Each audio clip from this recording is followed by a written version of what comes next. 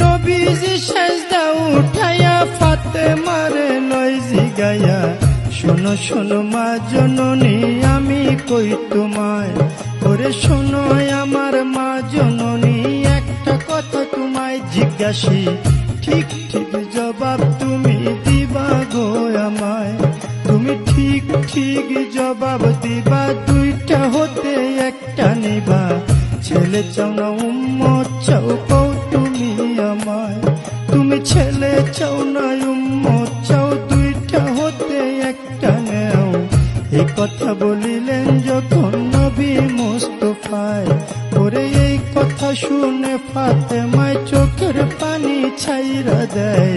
ফরিয়া জানাইলেন মাওলারি দরগায়, মাওলা গো